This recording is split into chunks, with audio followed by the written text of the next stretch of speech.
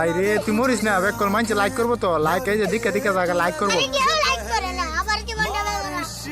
তেমন কি তুই কারেন্টের দ্বারা মরে যাবি গা? বন্ধু আমিও যাব। আরে পাগল হইছস তুই তো হিন্দু। আর একটা কথা শোন, তোর মা আমার মা, আমার বোন তোর বোন, আর তোর ধর্ম মানে আমাদের ধর্ম। আলহামদুলিল্লাহ।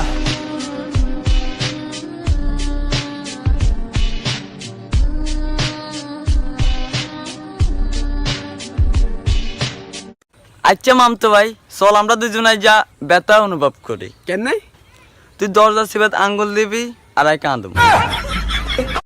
কাউকে ভালোবাসা বোঝানোর জন্য হাত কেটে তার নাম লেখা বা চোখের জল ঝরানোর কোনো প্রয়োজন নেই, কারণ যে বোঝার সে চোখ দেখলেই বুঝবে, আর যে না বোঝার তার জন্য জীবনটা দিয়ে দিলেও সে কখনোই বুঝবে না।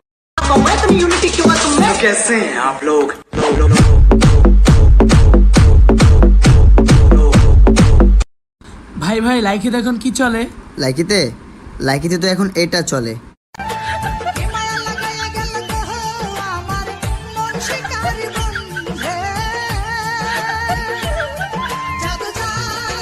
যার তার কাছে মাথা নত করতে নেই, যার তার কাছে মাথা নত করতে নেই, যেখানে সম্মান পাওয়া যায় না সেখানে থাকতেও নেই। চাল হাট।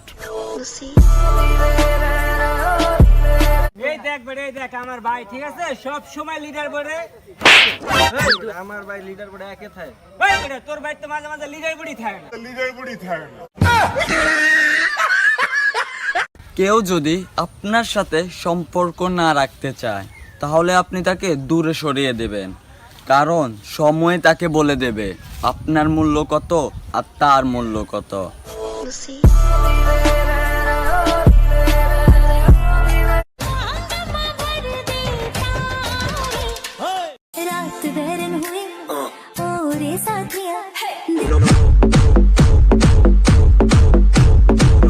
জীবনে কষ্ট পাওয়া অনেক দরকার, অনেক দরকার, না হলে মানুষ নিজেকে বদলাতে পারে না।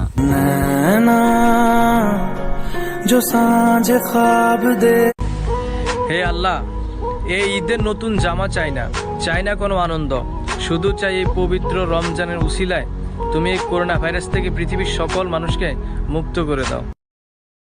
সম্মান আমার কাছে অনেক বড় জিনিস, এটা আমি ছোট মানসিকতা মানুষের কাছে আশা করি না।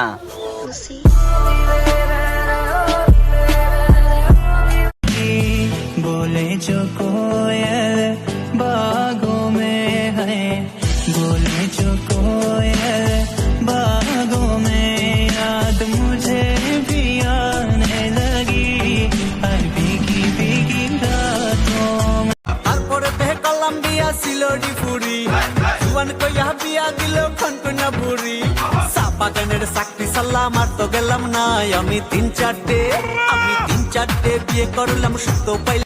জীবনের পরীক্ষায় নাম্বার থাকে না, শুধু আপনি যদি মানুষের মনে একটু জায়গা করে নেন তাহলে বুঝবেন আপনি পাশ করে গেছেন। জানা কবি नहीं জানা, যেই খাঁচাতে থাইকা শিখলি প্রেমের মানেটা, সেই খাঁচাটা ছাইড়া যাইতেও কষ্ট পাইলি না, যেই ছেলেটার হাসির মাঝে কষ্ট লুকাইতে।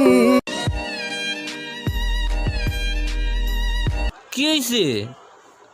মানুষ সব সহ্য করতে পারে, কিন্তু বিড়ি না খাওয়ার কষ্ট সহ্য করতে পারে না।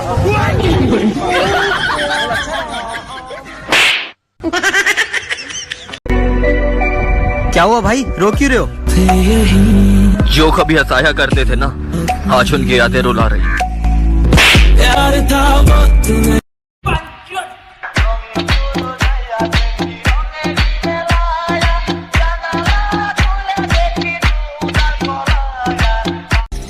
जारे पाखी उइरा जा, খাইলি বুকের কলিজা, বোকা পাখি আপন চিনলি না, না রে বোকা পাখি আপন চিনলি না।